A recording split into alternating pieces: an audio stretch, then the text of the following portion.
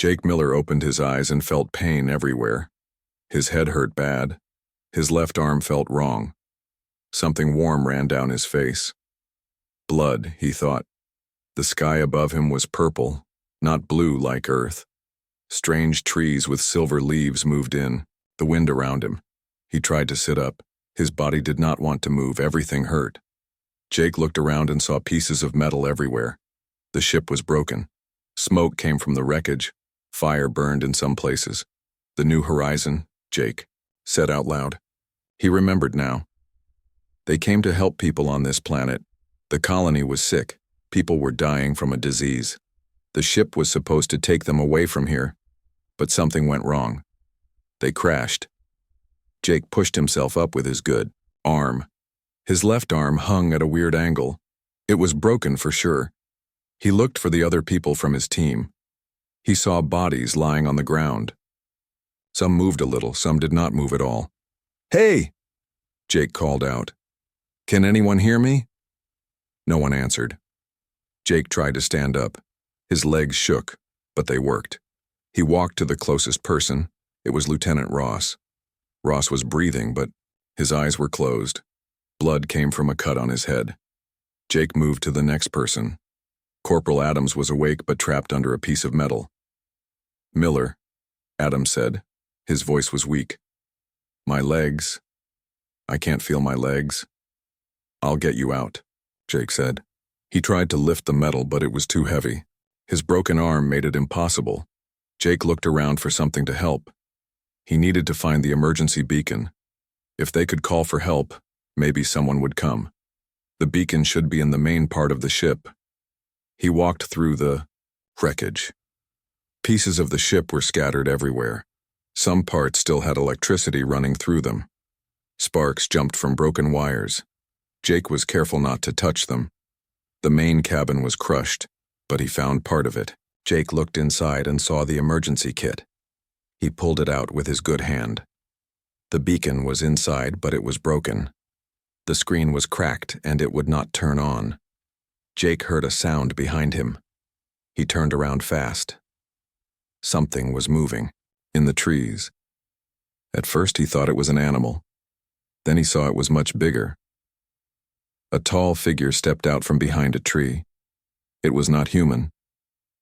The thing was 7 feet tall and very thin. Its skin was blue and Jake could see through it a little bit. It had 4 arms instead of 2. Its head was longer than a human head and it had big purple eyes. Jake had seen pictures of these aliens before. They were called Zephyrians. The reports said they lived on this planet, but they did not want to help humans or fight them. They stayed away from human business. But this one had a weapon. It looked like a long stick that glowed with blue light. The alien pointed it at Jake. More aliens came out of the trees. There were 5 of them now. They all had weapons. They talked to each other in a language that sounded like singing or music. Jake could not understand any of it. Jake put his good hand up to show he was not dangerous. "I'm hurt," he said. "My friends are hurt too. We need help." The aliens did not seem to care. One of them walked closer to Jake. It made sounds that might have been questions. Jake just shook his head. "I don't understand you," Jake said. The alien with the weapon moved it closer to Jake's chest. Jake thought they were going to kill him. He closed his eyes and waited. Then he heard different sounds. Another alien was coming through the trees. This one was smaller than the others. It wore white clothes that looked like a doctor's coat. It had the same blue skin and 4 arms, but it seemed different, less scary. The new alien talked fast to the others. Its voice was higher, like music. The other aliens talked back. They seemed angry. They pointed their weapons at the small alien in white clothes, but the small alien did not back down. It kept talking. It pointed at Jake, then at the other humans lying in the wreckage. It sounded like it was arguing with them. After a few minutes, the armed aliens made angry sounds, but they put their weapons away. They turned and walked back into the trees. Soon Jake could not see them anymore. The small alien in white clothes came closer to Jake. It looked at his broken arm. It made soft sounds that might have been sympathy.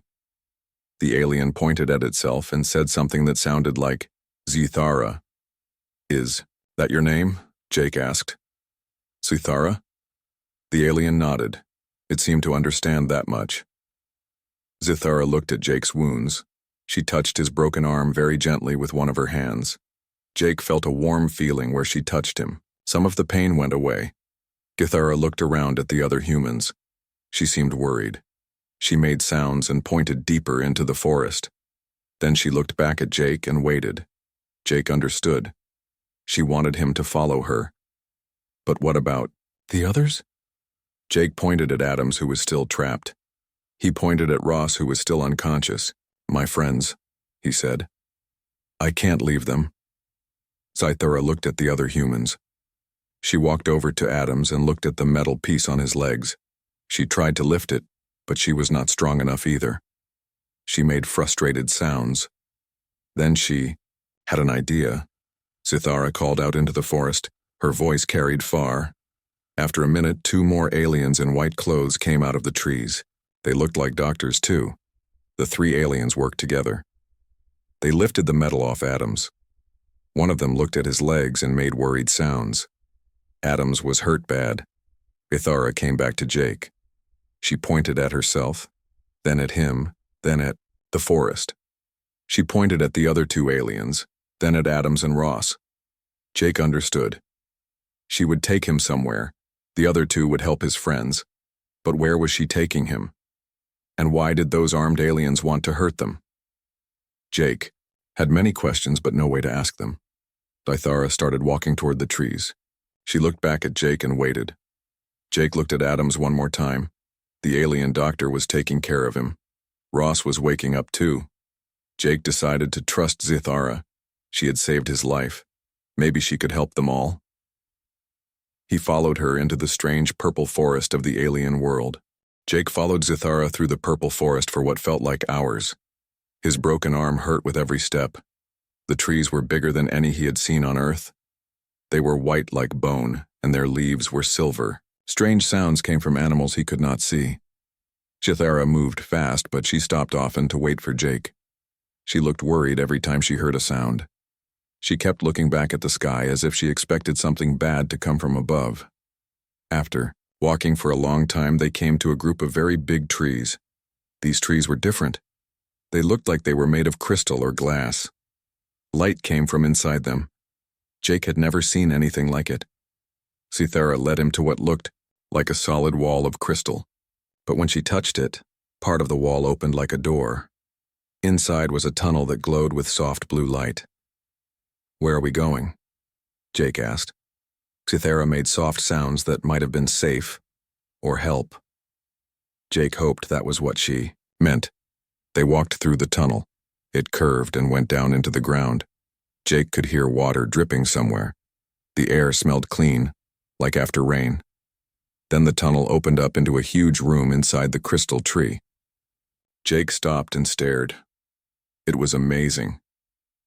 The room was full of beds. Humans lay in the beds. Most of them looked very sick. Some had strange marks on their skin.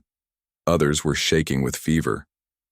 Alien doctors in white clothes moved between the beds, taking care of the humans. Jake counted at least 50 people, men, women, and children. All of them looked like colonists, not soldiers. These must be the people from the colony that Jake's team came to rescue. My God, Jake said. They're all here. A human woman in a torn uniform walked up to them. She was older, maybe 40 years old. Her name tag said Hayes. She looked like she was in charge. Who are you? She asked Jake. Marine Sergeant Jake Miller. I was on the rescue ship that crashed. Are you Captain Hayes? That's right. Captain Lisa Hayes. We've been waiting for rescue for 3 weeks. Where's the rest of your team? Jake told her about the crash. He told her about Adams and Ross and the other soldiers who were hurt or dead. Hayes looked sad, but not surprised. The same thing happened to the last 2 ships that tried to help us, Hayes said. Something is shooting down our ships before they can land. What happened here? Why is everyone so sick? Hayes led Jake to a quiet corner of the room. Zithara followed them. Hayes pointed at the sick colonists. It started 6 weeks ago. People began getting sick with something we had never seen before. High fever, strange marks on the skin, trouble breathing. Our doctors could not help them. People started dying. A new disease? That's what we thought at first, but then the Zephyrians found us. They told us something that scared us more than any disease could. Hayes looked at Zythara and nodded. Zythara made several sounds and pointed at the sick humans. She looked angry. "She's trying to tell you what I'm about to tell you," Hayes said. "This is not a natural disease. It's a weapon." Jake felt cold. "A weapon?" "There's another alien race called the Dominion Collective. They want this planet because it has rare minerals. But humans got here first and started colonies. So the Dominion decided to kill us all with this disease. They made people sick on purpose. Yes. They made the disease to kill humans, but not hurt other aliens. They dropped it on our colony from space. Everyone got sick at the same time." Jake looked around the room at all the sick people. Children were coughing, old people lay still in their beds. It made him angry. "But the Zephyrians are helping you," Jake said. "Some of them. Most Zephyrians want to stay out of the fight between humans and the Dominion. Their government told them not to help either side. But doctors like Zythara decided to help us anyway." "Why would they risk that?" Hayes asked Zythara a question using simple words and hand signs. Zythara answered with sad sounds. She pointed at herself and made the sign for family. Then she made a gesture that looked like death. "The Dominion killed her family 2 years ago," Hayes said. "They attacked a Zephyrian research station. Zythara lost everyone she cared about. That's why she helps us now." Jake looked at Zythara with new respect. She was risking her life to help strangers because she knew what it felt like to lose people to the Dominion. "Can you cure the disease?" Jake asked. "That's what we're working on. The Zephyrian doctors are very smart. They understand diseases better than we do. But this weapon was made to kill humans. It's hard to find a cure." Hayes led Jake to another part of the room. Here, human and alien doctors worked together around tables covered with strange equipment. Jake recognized Dr. Amy Foster from the colony reports. She was working with 2 Zephyrian doctors. "Dr. Foster," Hayes called.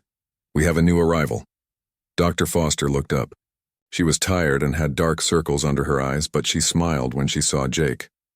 "A Marine." "Thank goodness. Are there others?" Jake told his story again. Dr. Foster listened and nodded.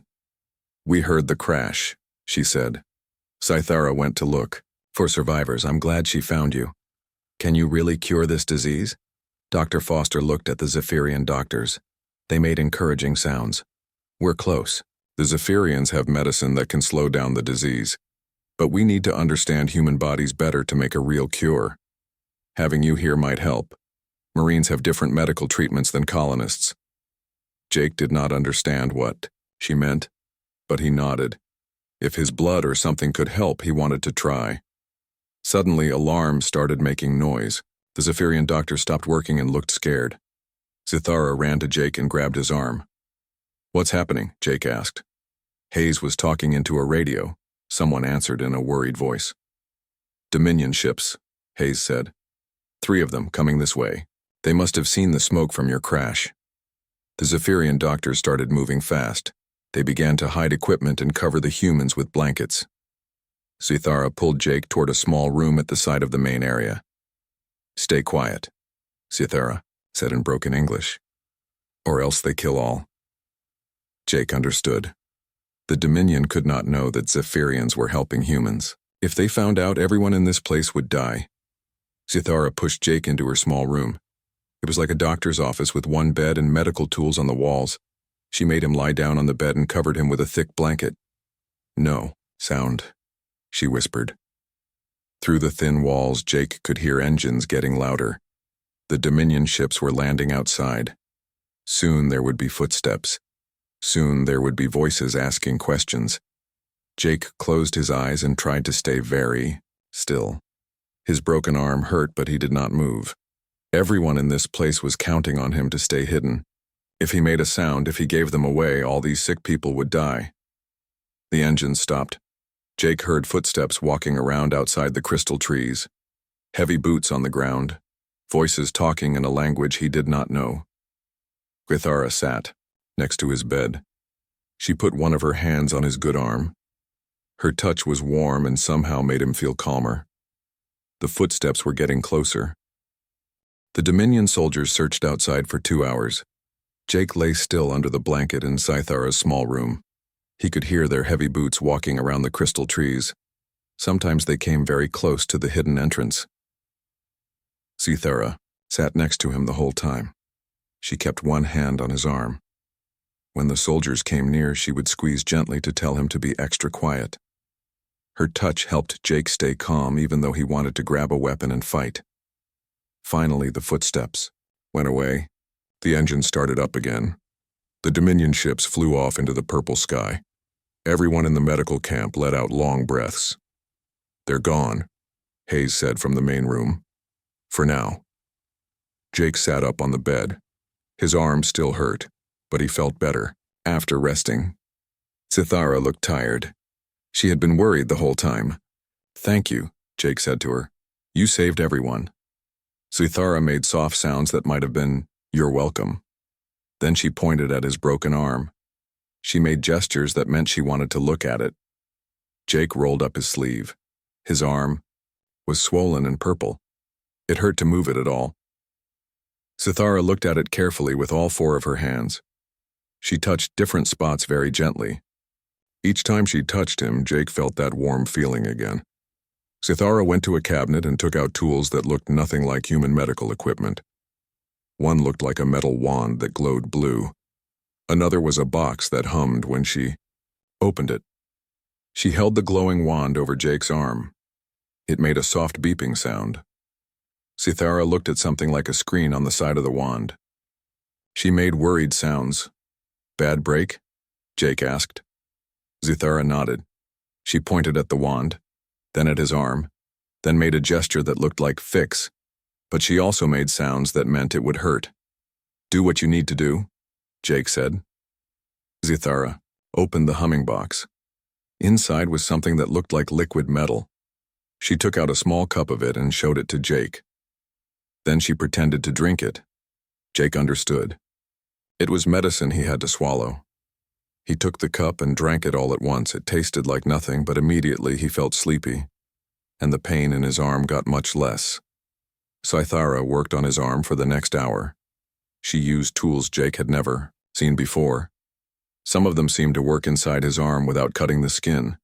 Others made lights that went right through his body. While she worked, Jake watched her face. Scythara was very focused. All 4 of her hands moved at the same time, doing different things. It was amazing to watch. Human doctors could never work like this. When she was done, Jake's arm felt much better. It was still sore, but he could move it a little. Scythara had put some kind of clear bandage around it that felt warm against his skin. "Incredible," Jake said. "Thank you." Over the next few days, Jake helped Scythara take care of the sick humans. He could not do medical work, but he could carry things and help people sit up or drink water. Some of the colonists were getting better with the Zephyrian medicine. Jake met more of the people in the camp. There was Pete Collins, an engineer who was trying to fix broken communication equipment. There was Bobby Martinez, a young man whose parents died from the disease. There were families with small children who cried at night because they felt sick. Every day, Jake learned more words in the Zephyrian language. Scythara taught him basic things like water, food, medicine, and safe. He taught her more English words too. She was very smart and learned fast. Jake found out that Scythara had been a doctor on a research station at the edge of Zephyrian space. She studied diseases and how to cure them. When the Dominion attacked her station, they killed everyone except her. She was visiting another planet when it happened. "Why do they want to hurt everyone?" Jake asked her one day. He used simple words and hand gestures so she could understand. Scythara made sad sounds. She showed him a picture on one of her medical devices. It showed a map of this part of space. Many planets were marked in red. "Dominion," she said, pointing at the red marks. "Take, kill, take more." Jake understood. The Dominion was taking over planets one by one. They killed anyone who lived there first. Humans were just the latest people in their way. Earth? Jake asked. Will they go to Earth? Zaithara looked worried. She made sounds that meant maybe or probably. If the Dominion took this planet, Earth would be next. On the 5th day, Pete Collins came running into the medical area. He looked excited. I got it working, he said. The communicator. I made contact with the fleet. Everyone gathered around Pete's equipment. A voice came through the speaker. It was Admiral Roy Carter from the battleship Defiance. This is Admiral. Carter, who am I speaking to? Captain Lisa Hayes, sir. We're survivors from Colony 7. We have civilians and wounded here. We need immediate evacuation. Copy that, Captain. We're 3 days out from your position. Hold tight and keep this channel open. Sir, you need to know something important. The disease that hit our colony, it's not natural. It's a Dominion weapon, and we think we can cure it. There was silence for a moment. Say again, Captain, did you say you have a cure? Dr. Foster took the radio. Admiral, this is Dr. Amy Foster. We've been working with Zephyrian medical personnel. We believe we're close to a treatment that could help all human colonies. Zephyrians are helping you? I thought they were neutral. Some of them are helping us, sir. But there's something else you need to know. We have intel that a large Dominion force is heading for the system. They want to stop us from developing the cure. The radio was quiet for a long time. Finally, Admiral Carter spoke again. Dr. Foster, how close are you to completing this cure? Maybe 2 more days, sir, but we need time and safety to finish the work. Understood. Captain Hayes, prepare your people for possible combat. We're coming as fast as we can, but you might have to hold out until we arrive. Jake looked around the camp. Most of the people here were sick colonists, a few engineers, and some Zephyrian doctors. They had no weapons and no soldiers except him. Admiral, Jake said into the radio. This is Sergeant Miller. I'm the only military personnel here. What are my orders? Sergeant, your job is to keep those people alive until we get there. Do whatever you have to do. Yes, sir. After the radio call ended, everyone was quiet. They all knew what this meant. The Dominion would come back soon with more ships and more soldiers. They would try to kill everyone to stop the cure from being finished. Hayes called a meeting with all the healthy adults. Jake, Pete, Dr. Foster, and some of the colonists who felt better gathered around.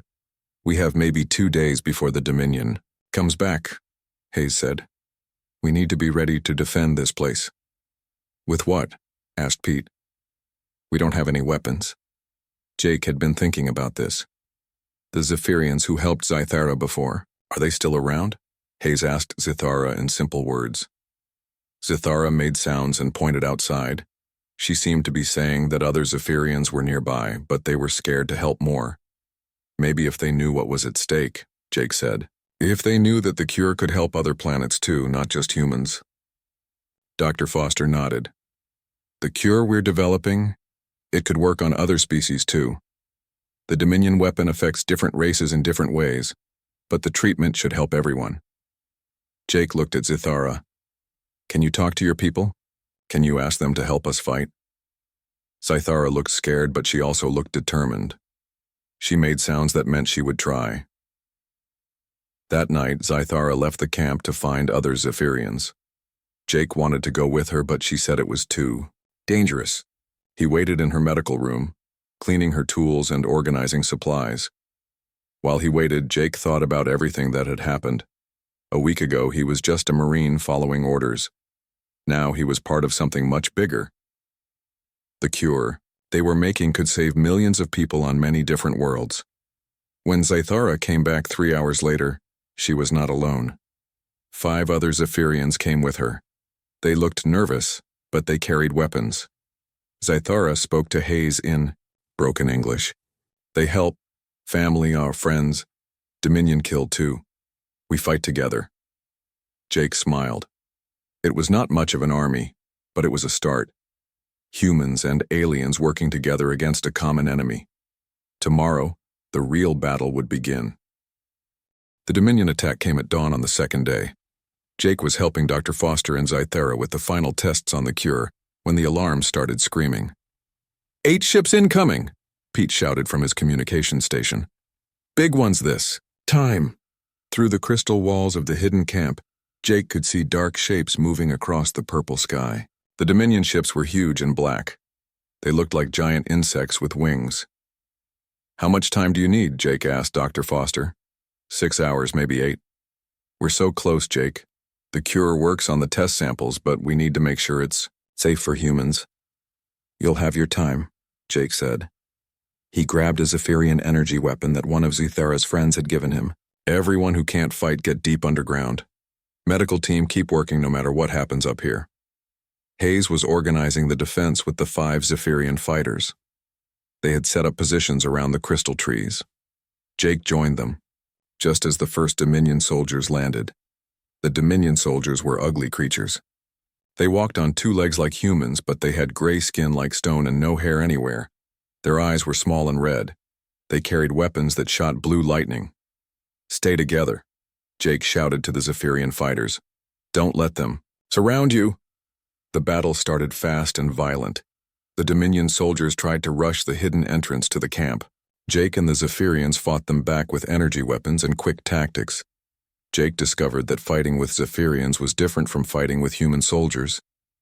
The Zephyrians were faster and could see things humans could not see. But they were not used to the kind of dirty fighting that humans learned in war. "Don't stand in the open," Jake yelled at one Zephyrian who was trying to aim carefully while enemy fire hit the ground around him. "Move and shoot! Move and shoot!" The Zephyrians learned fast. Soon they were using human tactics mixed with their own speed and accuracy. They started winning against the Dominion soldiers, but more ships kept landing. Jake counted at least 100 enemy soldiers now. His small group could not hold them all back. "We need help," Hayes said over the radio. "There are too many of them." Jake had an idea. "Zythara," he called down into the camp. "Can you call more Zephyrians? Tell them this is their fight too." Zythara came running up from the medical area. She had something in her hands that looked like a communicator. She spoke into it in fast Zephyrian language. Minutes later, Jake heard new sounds in the sky. Zephyrian ships were coming. They were smaller than the Dominion ships, but there were many of them. The Zephyrian government had decided to help after all. "Looks like your people finally picked a side," Jake said to Zythara. "Dominion kill all," Zythara said. "We fight or we die." The battle became much bigger. Zephyrian and Dominion ships fought in the air while ground troops fought around the crystal trees. Jake found himself leading a mixed group of human colonists and Zephyrian fighters. During the worst part of the fighting, Jake saw a group of Dominion soldiers breaking through their defense line. They were heading straight for the entrance to the medical camp. If they got inside, they would kill all the sick people and destroy the cure. Jake ran to stop them. He fired his energy weapon and hit 2 of the soldiers. But there were 6 more, and his weapon was almost out of power. The largest Dominion soldier pointed his weapon at Jake. Jake knew he was going to die. He closed his eyes and thought about his family on Earth. Then he heard Zythara scream. She jumped in front of Jake just as the Dominion soldier fired. The blue lightning hit her in the chest. She fell to the ground and did not move. "No!" Jake shouted. Anger filled his body like fire. He threw his empty weapon at the Dominion soldier and tackled him to the ground. They fought with hands and teeth until Jake grabbed the enemy's weapon and shot him. The other Dominion soldiers saw their leader die and ran away, but Jake did not care about them. He ran to Zythara and kneeled next to her. She was alive, but hurt very bad. Her blue skin was getting darker. Her breathing was weak. Blood came from her mouth. "Zythara, stay with me," Jake said. "You're going to be okay." She looked at him with her big purple eyes. "Cure. Finish cure," she whispered, in English. "Don't talk. Save your strength." 2 Zephyrian doctors came running. They looked at Zythara and made very worried sounds. One of them talked fast to Jake, pointing at the medical equipment inside the camp. Jake understood. They needed to get her to the advanced medical tools. But moving her might kill her. "Do it," Jake said. "Take her inside." They carried Zythara down into the medical camp.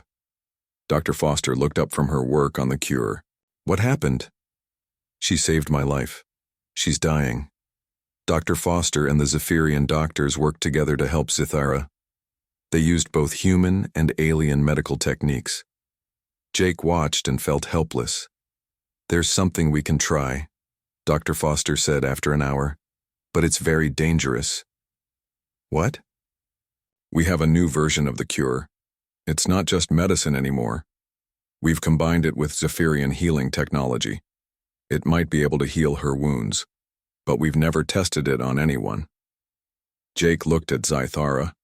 She was getting worse. Her breathing was very shallow now. "She's going to die anyway," Jake said. "Try it." Dr. Foster prepared the experimental treatment. It looked different from the earlier versions. This one glowed with soft light and felt warm to touch.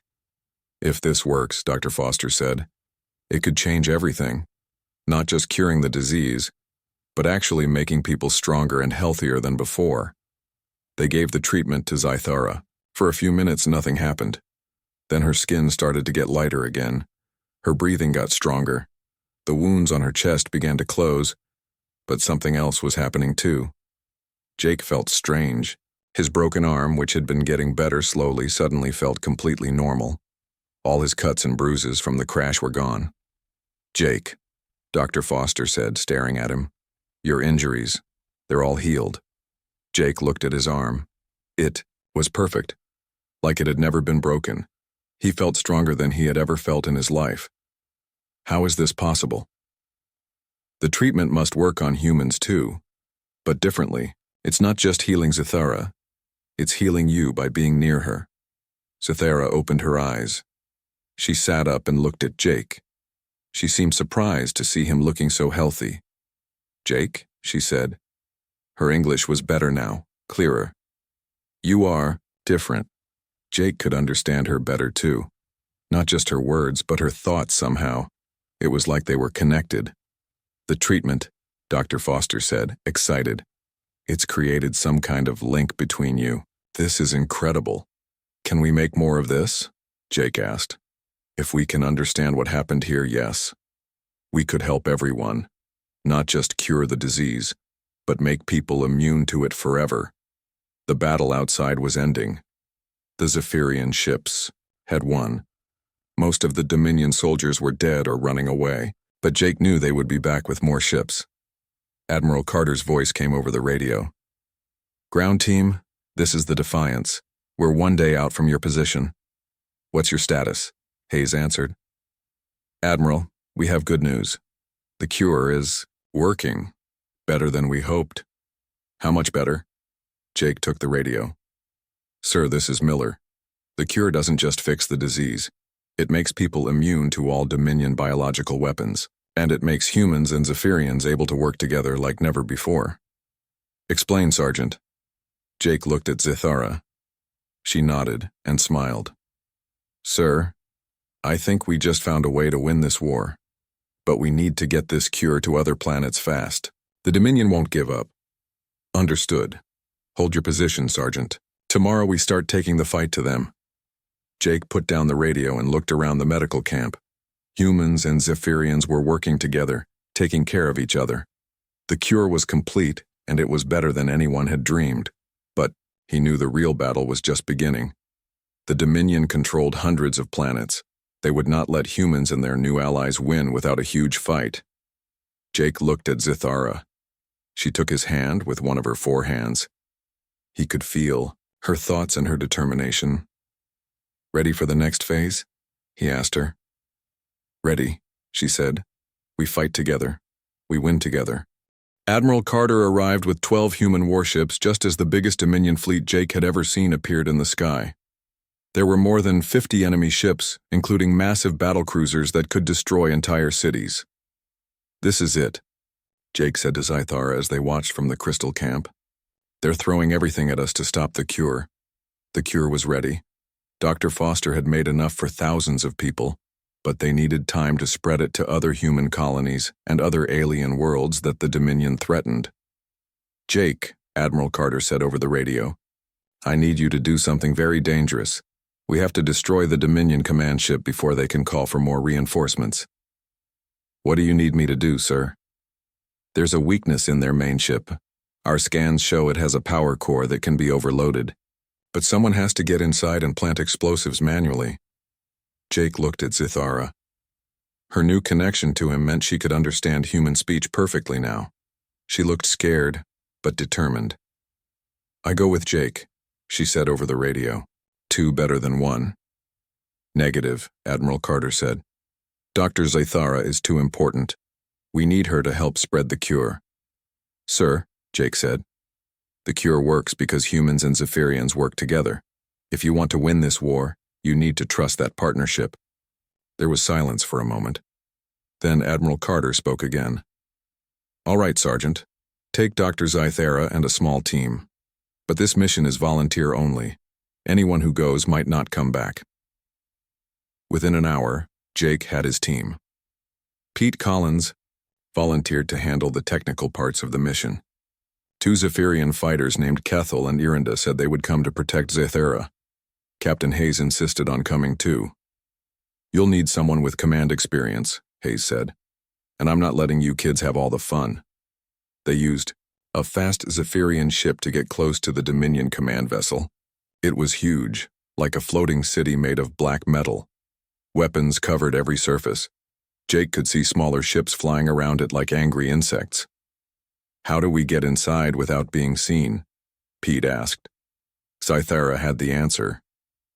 Dominion ships have service tunnels for maintenance robots. Too small for Dominion soldiers, but right size for us. Getting to the service tunnel was the hardest part. Zephyrian ships attacked the command vessel from all sides to create a distraction. Jake's team flew their small ship right up to the hull and attached to a maintenance port. The tunnel was dark and very narrow. Jake went first, crawling through metal passages that barely fit his body. Behind him, Zithara moved easily with her thinner frame. The others followed as quietly as they could. Power core should be in the center of the ship, Pete whispered. That's where I'd put it. They crawled for what felt like hours. Sometimes they had to hide when maintenance robots went by. The robots looked like metal spiders with glowing red eyes. Finally, they reached a larger tunnel that led down toward the ship's center. Jake could hear the humming of massive engines below them. That's it, Pete said, looking at his scanner. The power core is right below us. They climbed down into a huge room filled with glowing machinery. The power core was in the middle of the room. It looked like a giant crystal that pulsed with blue light. Energy ran through thick cables to every part of the ship. Beautiful, Zithara said, but very dangerous. Pete started setting up his explosives around the power core. This will take 10 minutes, he said. Keep watch. Jake and the 2 Zephyrian fighters positioned themselves at the entrances to the room. Hayes stayed with Pete to help with the technical work. They had been working for 5 minutes when the alarm started. Red lights flashed everywhere. A voice speaking the Dominion language echoed through the ship. They know we're here, Jake said. Heavy footsteps came running down the corridors toward them. Lots of footsteps. How much longer, Pete? 5 more minutes. The first Dominion soldiers appeared at the main entrance. Jake and Kethel opened fire with their energy weapons. The enemy soldiers fell back, but more kept coming. Too many, Irinda shouted from the other entrance. Cannot hold. Jake made a decision. Hayes, take Pete and Zithara and finish the job. We'll hold them as long as we can. Jake, no, Zithara said. We go together or not at all. Listen to me, Jake said, still firing at the advancing soldiers. The cure is more important than any of us. Get it to other worlds. Save everyone you can. Zithara looked at him with tears in her big purple eyes. But she nodded and went back to help Pete with the explosives. The battle in the power core room was fierce. Jake and the 2 Zephyrian fighters used every trick they knew to hold back the enemy. They moved between the machinery, using the power cables as cover. Kethel was hit by enemy fire and went down. Then, Irinda fell too. Jake was alone against 20 Dominion soldiers. His weapon ran out of power. Jake grabbed a piece of broken metal and prepared to fight with his hands. The Dominion soldiers surrounded him. Finished, Pete shouted. The explosives are set. We have 60 seconds. Jake smiled. They had done it. Even if he died here, the mission would succeed. But then Zithara was beside him, firing her weapon at the Dominion soldiers. I said we go together, she said. Hayes and Pete were shooting too, clearing a path to the escape tunnel. Move, move, move. They ran for the tunnel as the countdown continued. 30 seconds, 20 seconds, 10 seconds. Jake pushed Zathara into the tunnel first, then Hayes, then Pete. He jumped in just as the explosives went off. The power core exploded with a light brighter than the sun. The entire Dominion ship shook like it was in an earthquake. Power went out everywhere. Emergency lights flickered on and off. Jake's team crawled through the tunnels as fast as they could while the ship was dying around them. Metal groaned and bent. Sparks flew from broken cables. They reached their small ship and launched just as the command vessel started to break apart. Huge pieces of metal spun off into space. The other Dominion ships, without their command center, began to retreat. "Admiral Carter," Jake radioed. "Mission accomplished. The command ship is down." "Outstanding work, Sergeant. All units, begin spreading the cure to allied planets immediately."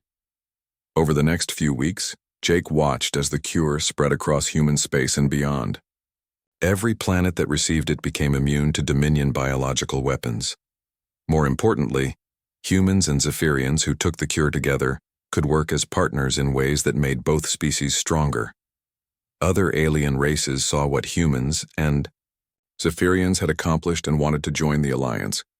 The Dominion, without their biological weapons, found themselves fighting a growing coalition of united species. Jake became a liaison officer, working with Zathara to coordinate medical aid between different worlds. The tent where she had first whispered "stay quiet or else" had become a symbol of hope. They set up similar medical centers on dozens of planets. 6 months after the battle, Jake and Zathara stood on the balcony of their new headquarters on New Terra, watching as human and Zephyrian children played together in the gardens below. The kids who had received the cure were healthier and smarter than any generation before them. "Do you think we'll win?" Jake asked Zathara. She put one of her hands in his. Through their connection, he could feel her confidence and determination. "We already won," she said. "Dominion wanted to divide and conquer. Instead, they united us, made us stronger together than apart. What's next?" Zathara smiled and pointed at a star map on the wall of their office. Red dots showed Dominion-controlled systems. Blue dots showed Allied systems. There were a lot more blue dots now than there had been 6 months ago. "Next, we help more species join us. We share the cure with everyone who needs it. We show the galaxy that working together is better than fighting alone." Jake nodded. It would be a long war, but they had something the Dominion did not understand. Hope. Every planet they saved, every species they helped, every cure they delivered made the alliance stronger. The small tent where an alien nurse had saved a crashed Marine had become the beginning of something much bigger. A new age where different species could work together, where diversity made everyone stronger and where no one had to fight their battles alone. Jake looked at the children playing in the garden again. Human kids with enhanced immune systems played with young Zephyrians who had learned human creativity. Other alien children were there too, from species that had joined the alliance after seeing what cooperation could accomplish. These children would grow up in a galaxy where working together was normal, where differences were strengths, not reasons for war, where a human Marine and an alien doctor could become partners in building a better future for everyone. "Ready for the next mission?" Zathara asked. Jake squeezed her hand. "Always." They had reports of 3 more species asking for help with Dominion attacks, planets where the cure could save millions of lives, worlds where the alliance could grow even stronger. The war was far from over, but Jake knew they would win, not through superior weapons or larger armies, but through the simple idea that had started in a hidden medical camp. When different people work together, they can accomplish impossible things. The Dominion had tried to use fear and biological weapons to divide the galaxy. Instead, they had created the strongest alliance in galactic history, an alliance built on mutual respect, shared sacrifice, and the understanding that everyone was stronger when they helped each other.